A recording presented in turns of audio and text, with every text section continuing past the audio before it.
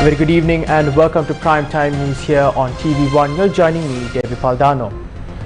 Now, before we take a look at your headlines, a massive fire has engulfed a series of houses in Kajimawata, the Grand Pass. We'll have more details on the story as it develops. Now, we take a look at your headlines.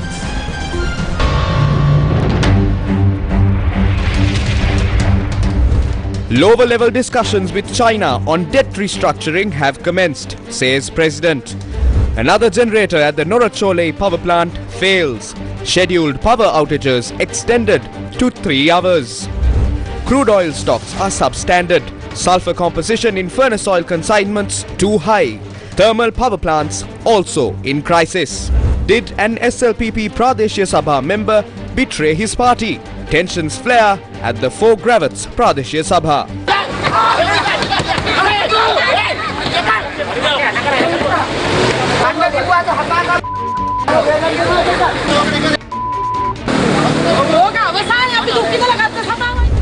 Legal fraternity opposes naming the Halsdorf court complex a high security zone.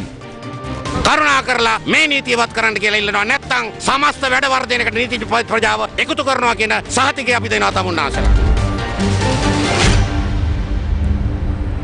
Sri Lankan President Ranil Wickremesinghe said that the need of the moment for the island nation is in agreement with its 3 main creditors, India, China and Japan. He was speaking to India's Strat Global News. We have discussions with the IMF. We have come to a staff level agreement, but now we have to deal with our creditors. We didn't have to do that early. We didn't have this serious crisis, but now we have to deal with our creditors. We are unable to service our debts. Once we have a final come to a conclusion with the creditors, then we will go back to the IMF board. We are implementing some of the prior actions that are required under the staff level agreement, and we've started the discussions with the creditors, the official creditors, bilateral creditors. Once that's over, I think we will do with the private creditors. They are already started some talks. We started the talks with India, but at a lower level. Right. We are just starting the talks with China. We'll have to go to a high level, but we have to now see whether we have to do it before the party conference or after. But we first talk with Japan, then we'll have the discussion with India. When I took over, I started talking with the IMF and our central bank of how much we can find from here. And we've been able to generate the minimum required amount of foreign exchange, but that won't do. We have to go ahead. What we want at the moment is agreement on between the 3 creditors as to how they are going to give us debt relief. Meanwhile, President Ranil Wickremesinghe met with the Prime Minister of Singapore and the Japanese Foreign Minister in Tokyo today. Japanese Foreign Minister Hayashi expressed his country's willingness to take a leading role in Sri Lanka's creditor talks during a meeting with Sri Lanka President Ranil Wickremesinghe in Tokyo today. President Wickremesinghe expressed regret over the breakdown of relations between Japan and Sri Lanka following the cancellation of several investment projects by the former government. The president stressed that he was keen to restart those projects. The president also indicated that the government was interested in Japan investing in Sri Lanka renewable energy projects. We are saddened by his sudden death. I myself are hoping to visit Japan sometime to speak with him. If it won't be so, I will.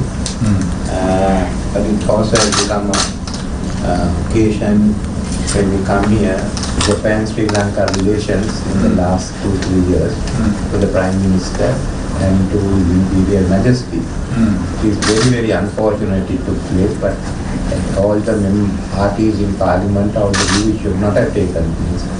So on behalf of them I will convey him discussing the issue, and we want Japan to play an important role, so we will have further discussion and also relationship between Japan and Sri Lanka should carry on in the future, because we feel that there is a lot of scope, and we've always wanted Japan to play a leading role in a region, also to be in Sri Lanka.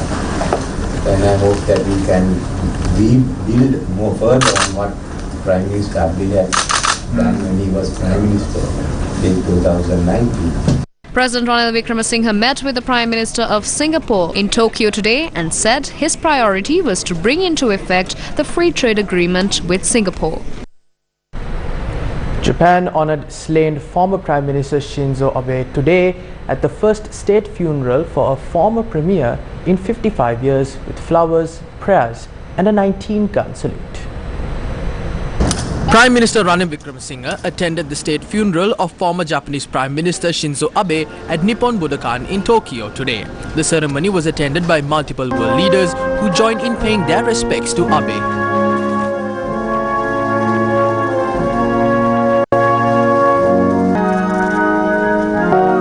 Sri Lanka 民主社会主義共和国ライスタン The President was accompanied by his Chief of Staff, Sagala Ratnayaka. Sri Lankan President Ranil Wickremesinghe is scheduled to meet with the Japanese Prime Minister tomorrow following an audience with the Japanese Emperor.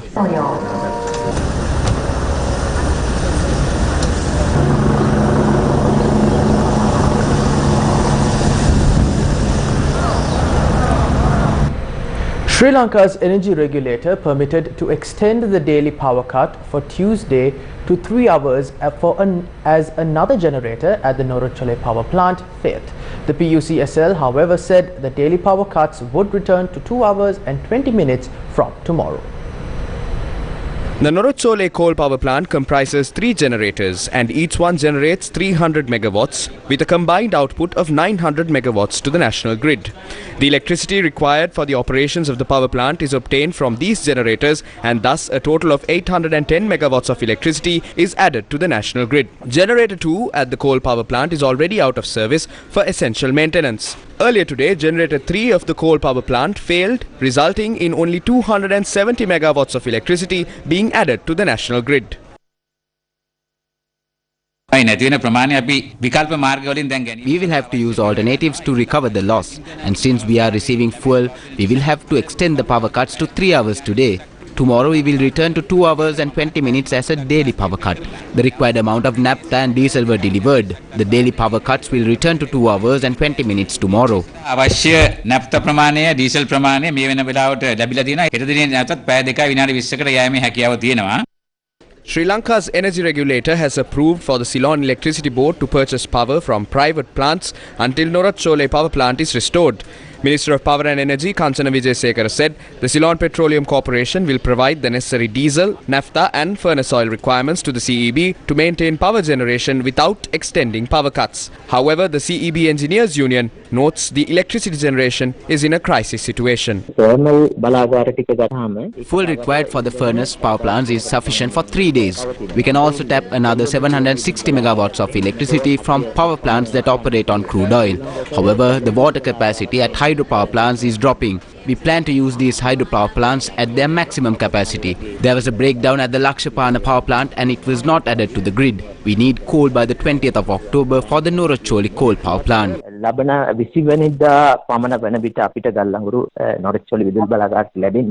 In the meantime, during the refining of the crude oil received by the Sapugaskanda refinery in recent days, furnace oil with a higher percentage of sulfur was produced the most. In order to use this furnace oil in power plants, diesel or kerosene has to be mixed to reduce the sulfur content. Given the situation on power generation, on the 15th of September 2022, the Ceylon Petroleum Corporation hiked the price of a litre of furnace oil delivered to the Ceylon Electricity Board by 65 rupees. The wrong type of crude oil was imported and the furnace oil produced using it cannot be used in our power plants. The West Coast power plant is not in operation. The Sojitz power plant is also not in operation. The furnace oil has a higher content of sulfur. We have lost around 130 megawatts. There are power plants that can operate using inferior types of furnace oil and the distribution is ongoing. This oil is unsuitable for the environment and it causes environmental pollution. The Central Environment Authority will not permit its use of it. The sulfur concentration can be reduced by adding high-value diesel. Then what happens is the furnace oil purchased at 320 rupees will increase to 385 rupees. Eventually, the burden will have to be borne by the people. 320 ගත්ත දැවිතෙල් වල මිල දැන් 385ක් වෙලා තියෙනවා. ඒකේ අන්තිමට වෙන්නේ මහජනතාවට පාරිභෝගිකයන් මේ වියදමත් දරා ගැනීමට සිදුවලා තියෙනවා දැන් මේ අවස්ථාවේ. The high concentration of sulfur furnace oil is already creating a man-made environmental issue around the Sapukaskanda oil refinery.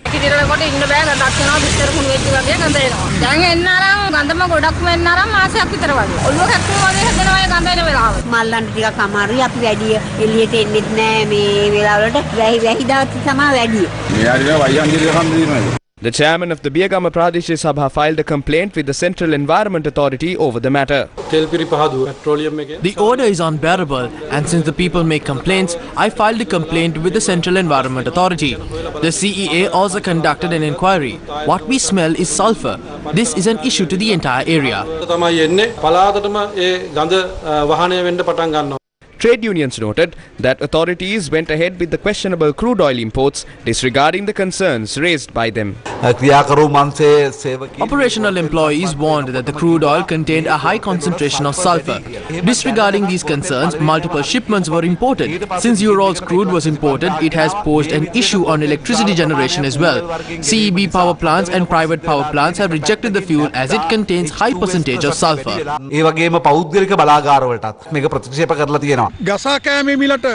Even after exploiting the prices of crude at $111, the furnace oil produced by the refinery cannot be used at power plants and industries.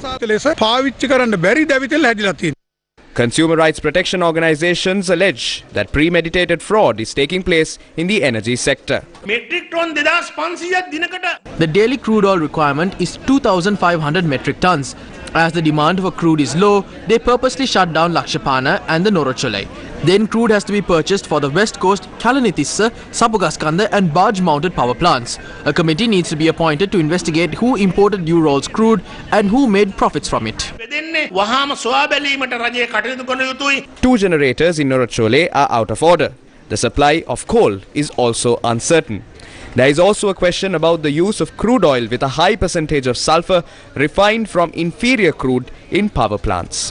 All of this led to a 3-hour power outage on Tuesday. A serious problem affecting the country's people and the entire economy is being recreated. At the same time, another serious issue is taking shape.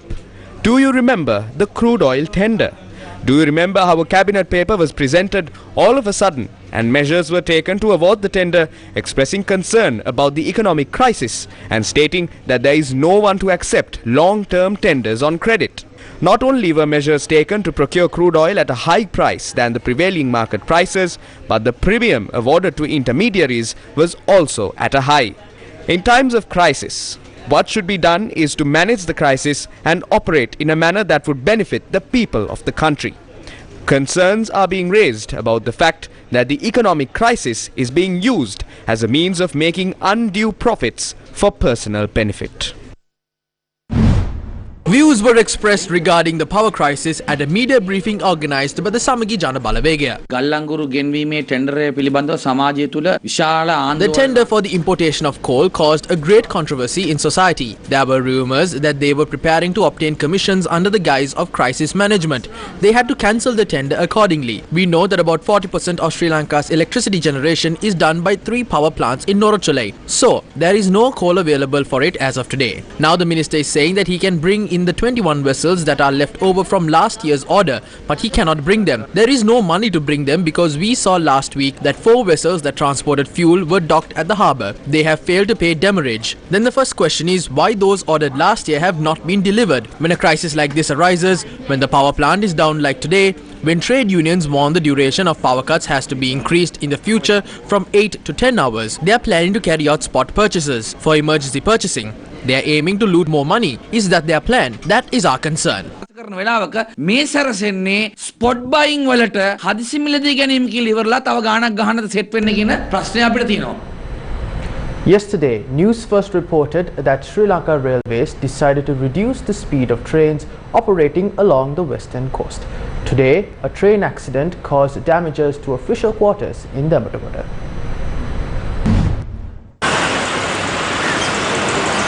Sri Lanka Railways decided to reduce the speed of trains operating along the western coast, citing the lack of funds to renovate the existing tracks. The Rohana Kumari train met with an accident when it was operating from the Fort railway station to the Matagorda railway station. An official for Sri Lanka Railways stated that an assistant driver of the train was operating the train at the time of the incident. The official stated that the train went off the yard due to his inability to bring it to a stop on time, and the driver's dormitory was also damaged. No injuries were reported from the incident.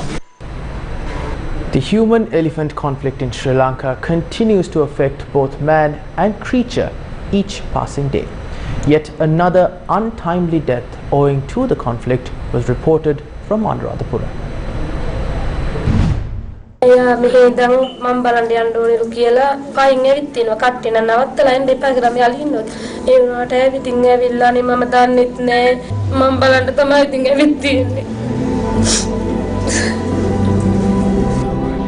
That is the anguish of 58-year-old Ukubanda's daughter.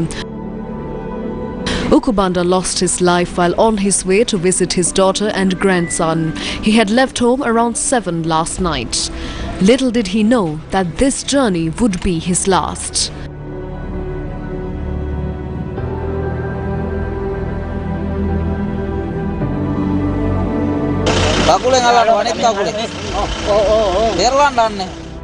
Ukubanda, a father of 3, resided in Kalegama, Eppavala in Anuradhapura.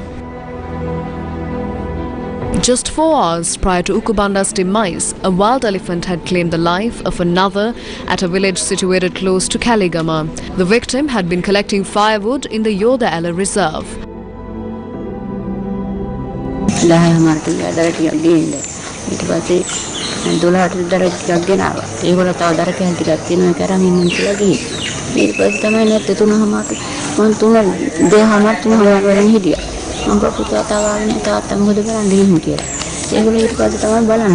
The deceased is 65-year-old Jayant Disanaika, a father of 3. Sri Lanka's economic crisis pushed millions into poverty. However, their representatives are more concerned about other matters. More than 1/4 of the Sri Lankan population is struggling to secure adequate, nutritious food, but SLPP local government members face a different issue.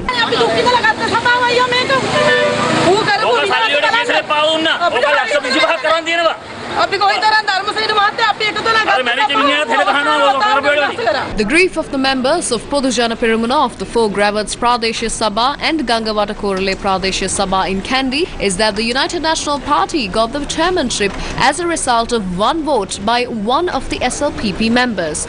The vote was called following the death of former chairman K.D. Dharmasena and the post being left vacant. Chaminda Karna Ratna of the Podujana Peramuna and Sisira Ranasinghe of the United National Party contested, and at the end of voting, both of them had 10 votes each. The candidate of the United National Party had received 10 votes from the vote of MP A. Chamikara of Podujana Peramuna. In the end, the United National Party candidate became the chairman following a coupon draw. Accordingly, Sisira Ranasinghe, who contested from the United National Party, was elected as the new chairman. However, the SLPP MPs banded together to assault their fellow SLPP member who voted for the UNP member.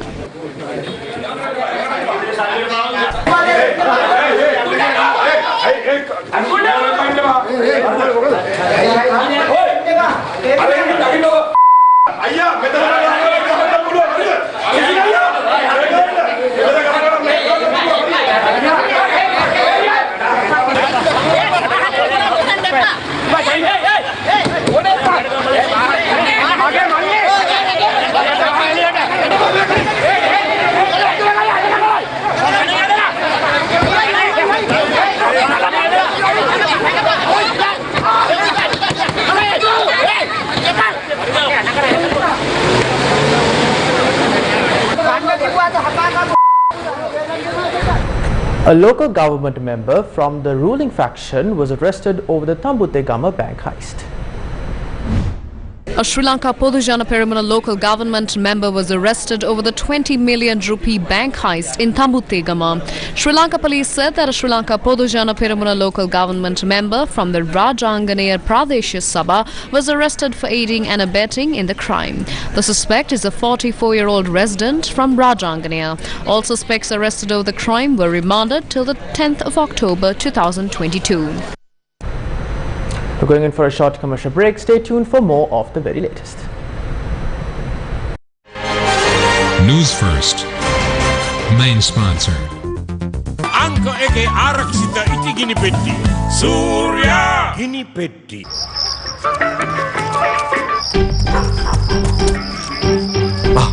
මොකද මහත්තයා මේ? නෑ මේ ගෙදර sync එකේ අයි මහත්තයා ස්ලෝන් නෙවෙයිද දැම්මේ? හදිස්සියට බාලා pipe එකක් දැම්මේ. නැද්ද මුදලාලි ඊයේ පෙරේදා කඩේ රිපෙයාර් කරන්න ගෙනාපු ගම් චුට්ටක්. මේ වගේ ප්‍රශ්න වලට හොඳම විසඳුම ස්ලෝන් ගම් චුට්ටක්. හැබැයි ඉක්මනින් දාගන්න ස්ලෝන් පයිප් එකක්. ස්ලෝන් ගම් චුට්ටා හැම ගෙදරකම සිටිය යුතු ජලනල කාර්මිකයා. දැන් රඟම ග්‍රොසරියෙන් මිලදී ගන්න. Here's a complete revolution. 25 for 50. Now, LB Finance introduces a high interest rate of 25% for your 50-day fixed deposits. LB Yasa Isaru, an unparalleled reward for a trusted deposit. Welcome back to the news. A silent protest was organized by lawyers against declaring the Colombo High Court complex and the Supreme Court complex as high security zones. A large number of lawyers participated in the protest held in front of the court complex in Halsdorf, Colombo. Civil activists also supported the protest. Attorneys are not slaves. There are 17,000 lawyers in this country. They should have the opportunity to engage in their duties freely. Also, the people who fall under these high security zones cannot light even a firecracker at their weddings. Deshabandhu Tennakon cannot decide on where we lawyers park our vehicles. Why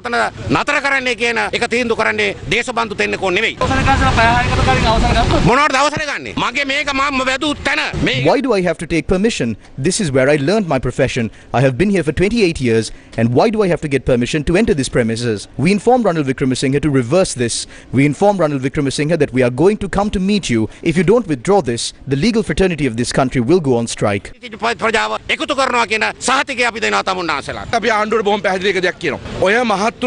need to make this clear. The legal fraternity of this country will not allow you to play according to your own whims and fancies. We are living in a new era.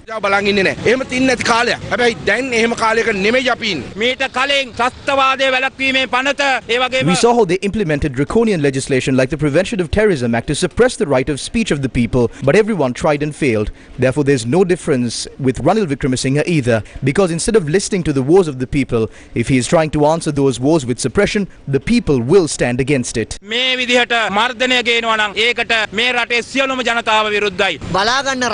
It took only 72 hours. The lawyers of this country are holding a media briefing at this site. This shows that we are not afraid of Ranil Wickremesinghe. We only respect democracy. Therefore, no matter how harsh these laws are, if it's violating the constitution of this country, we are not ready to bow down. The President of the Bar Association of Sri Lanka, President's Counsel Salya Piris, has responded to the claims made by the Acting Defence Minister on seeking 6-hour prior approval for protests or demonstrations. Responding to the Acting Minister of Defence saying that the police should be notified and approval must be obtained from local police 6 hours before holding a protest, the President of the Bar Association of Sri Lanka noted that it was not what the Supreme Court held in the case of Vivian Gunawardena versus Hector Pereira, as per the judgment of Justice J.F.A. Souza in 1983. He added that accordingly there was no legal basis for Sub-Inspector Ganeshanathan's order to the processionists to disperse in the said matter in 1983. The President of the Bar Association of Sri Lanka, President's Counsel Salya Piris, said that the absence of a permit did not make the continuance of a procession an offence or any of the processionists liable to arrest. He added that under Article 14(1)(b) of the Constitution, the freedom of assembly is a fundamental right guaranteed to all citizens. The Freedom People's Congress also commented on the declaration of high security zones. The Official Secrets Act is 67 years old. The act does not give the government the power to announce special security zones. Yesterday evening, I was listening to the acting Minister of State Security saying that there is no problem. You can gather and exercise the right to speech, but we need to get permission from the police 6 hours prior. There is no need to get permission from the police to go to these areas. That condition is illegal. Even during the Second World War, not even the British government imposed such harsh laws.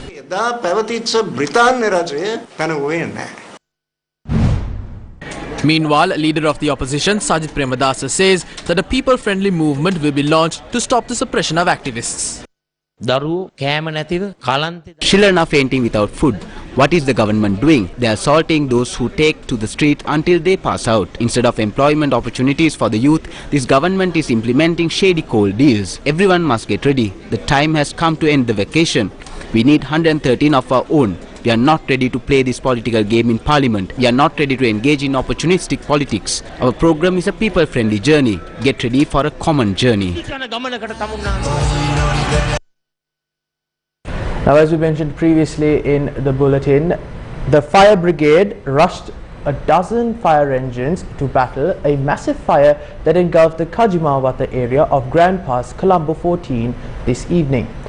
Over 50 firefighters from the fire stations of Grand Pass, Kota, Henna and Dali Road battled to save hundreds of houses while residents were evacuated from their homes.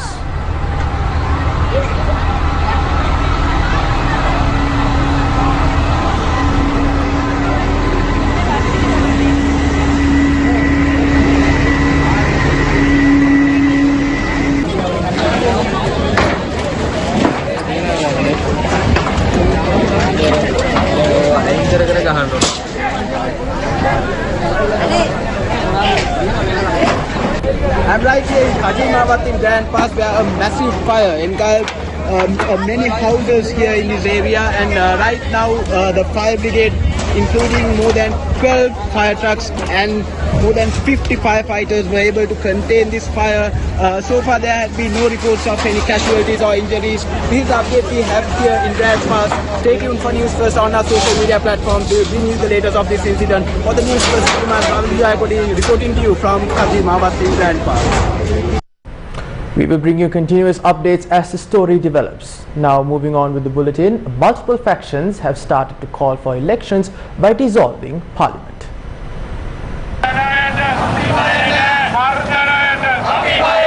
The Trade Union Coordinating Centre, United People's Movement and Socialist Youth Union staged a demonstration in Matale today demanding the dissolution of Parliament and to hold an immediate election. There is a need to remove this presidency immediately. If anyone is planning on ruling this country by suppressing the people of this country will line up on the streets and the people will definitely unite to defeat the Rajapaksa camp. A signature campaign that commenced from Jaffna demanding to immediately repeal the Prevention of Terrorism Act took place in the Matale district today. An initiative of this program was carried out at the Dambulla town headed by parliamentarian Shanakya Rajputran Rasamanikam. The people from every district are calling for elections. As a country, we cannot move ahead in the present state. The economy has collapsed and the people are facing issues in sourcing food. We demand to repeal the PTA. If they cannot solve the issues of the people, they must call for elections. If the president assumes the Pohottuwa clan will continue to support him, he is wrong. United States Permanent Representative to the UN Food and Agriculture Agencies in Rome, Ambassador Cindy McCain, stressed that the Sri Lankan people need more help.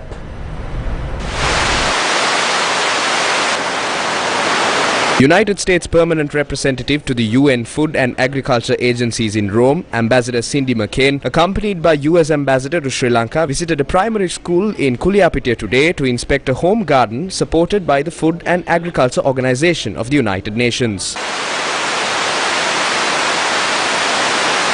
Food security everywhere is a problem, and as you know, here there are 6.3 million people that are food insecure right now in Sri Lanka. So what we can do is to continue what we're doing and expand, and most of all, reminding everyone here that the Sri Lankan people need help.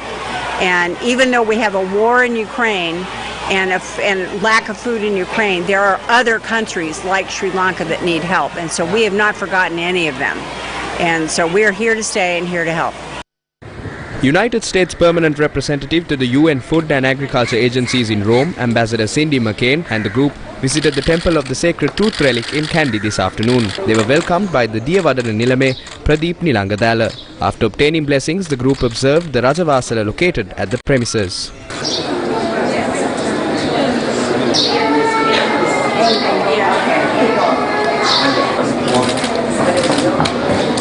Very happy to be here today, here in Kandy, to see again the beautiful heritage of the Kandyan Kingdom. And of course, this is World Tourism Day, but also international tourists and tourists from throughout the country can also come.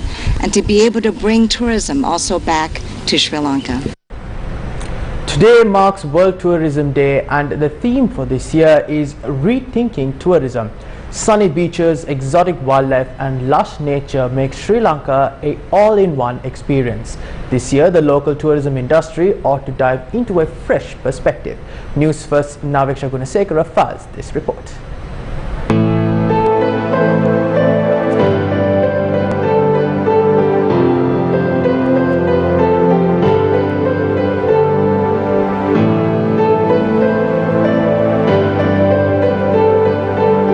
Sri Lanka is a collective experience of nature and the wonderful hospitality of its people. Endless beaches, timeless ruins, welcoming people, herds of magnificent elephants, rolling surf, cheap prices, fun trains, famous tea and flavorful food make Sri Lanka irresistible.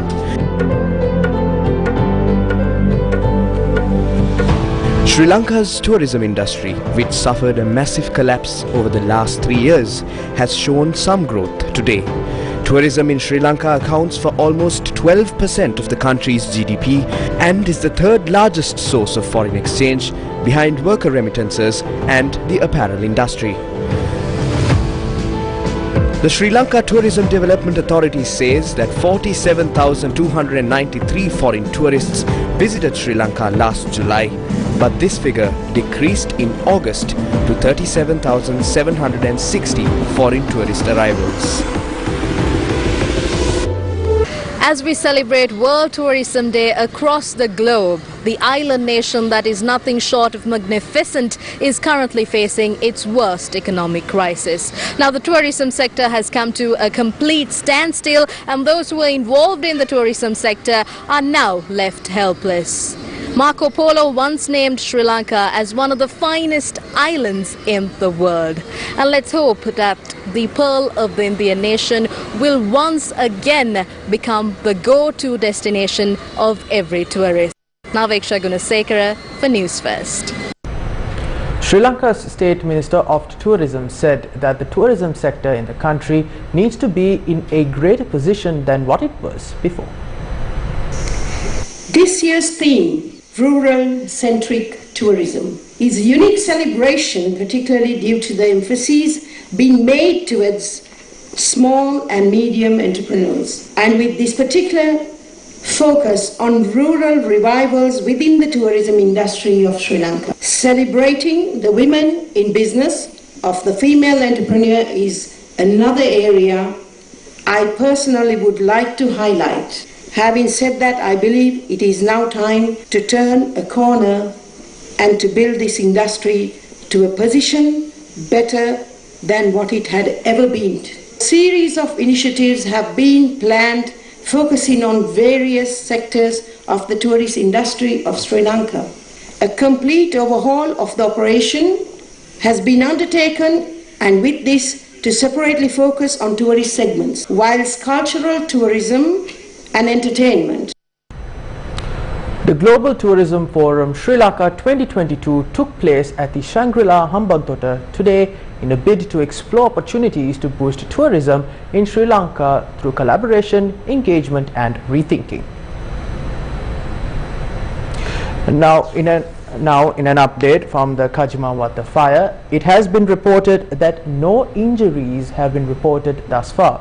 I say once again, in an update from the Kajimawata fire, no injuries have been reported thus far. We will bring you the latest as the story develops.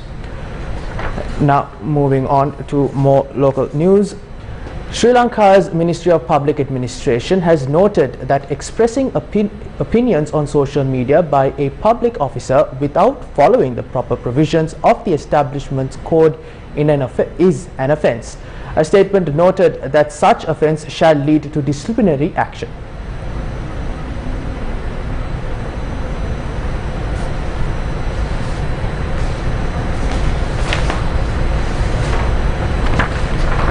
Today marks day 23 of the fourth phase of the Divisavya program, a community upliftment initiative striving to support our very own Sri Lankans during these audacious times. Today's program centered around the Kurunegala district as proceedings commenced from the office of the Panduwasnuwara West Divisional Secretariat. The Divisavya initiative is supported by LOLC Holdings. Divisavya endeavours to provide nutritious meals to low-income earning citizens in Sri Lanka.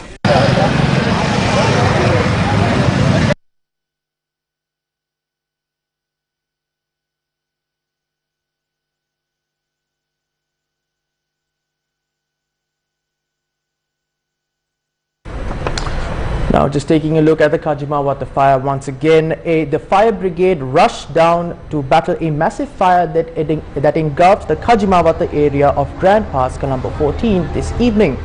Over 50 firefighters have been deployed from the Kota, Henna, Grand Pass and Dali Road fire stations to battle the fire to save hundreds of houses while residents were evacuated from their homes. It must be reported that no injuries have been reported thus far. Of course, we will bring you the very latest as and when the story develops.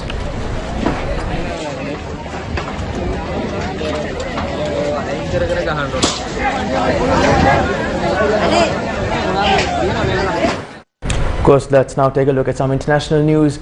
After 10 months of flying in space, NASA's double asteroid reflection test, the world's first planetary defense technology demonstration, successfully impacted its first asteroid target yesterday, the agency's first attempt to move said asteroid in space.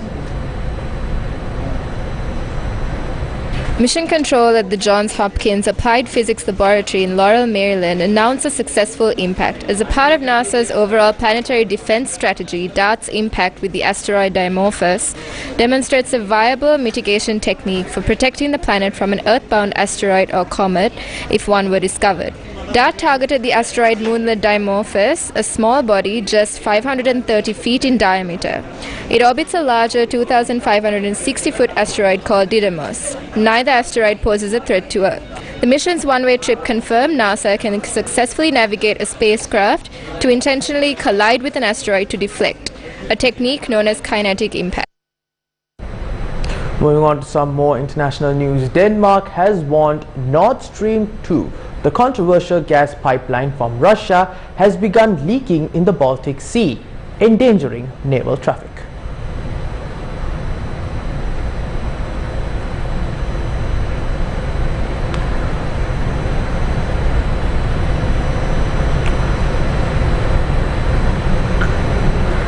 So let's take a look at one of our stories we said earlier before. The Global Tourism Forum Sri Lanka 2022 took place at the Shangri-La Hambantota today in a bid to explore opportunities to boost tourism in Sri Lanka through collaboration, engagement and rethinking.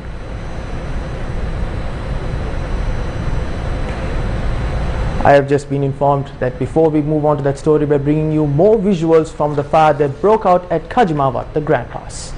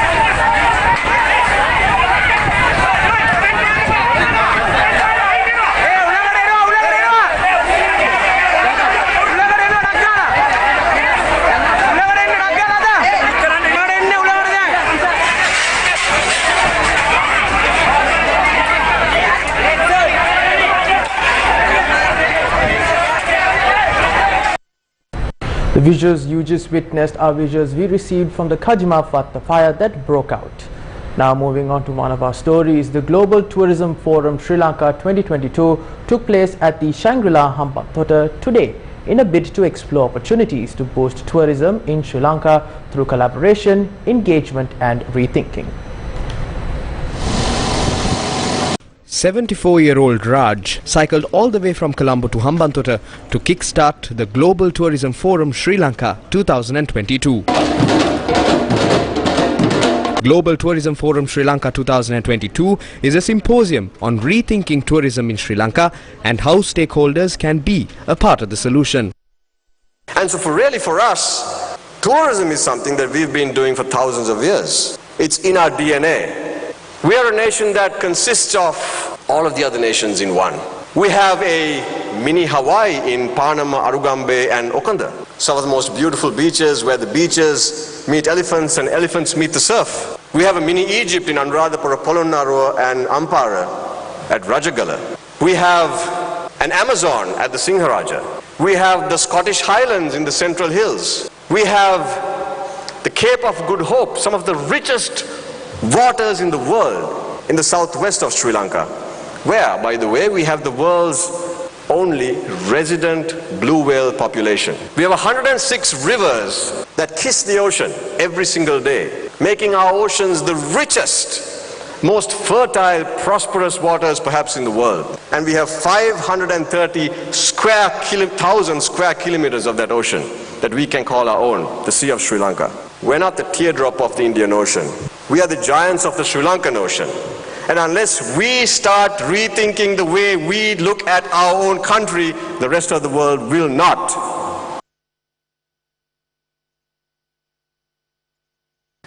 The best thing that has happened to Sri Lanka is what has happened today.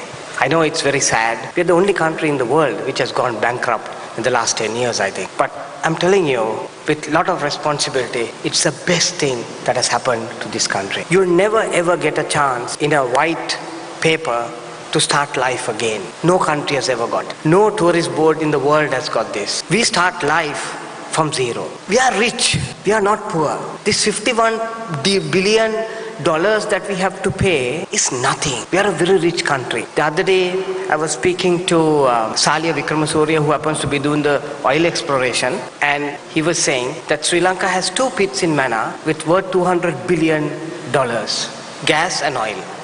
Confirmed. He's a professional. So 200 billion as against this 51 billion is nothing. This is the best thing that can happen to this country. The best talent will come out. We will start driving our export industry and we start driving our tourism. I'm telling you with absolute responsibility that, Sri Lanka is going to be one of the top countries in the world. And it's going to happen in the next 3 to 5 years.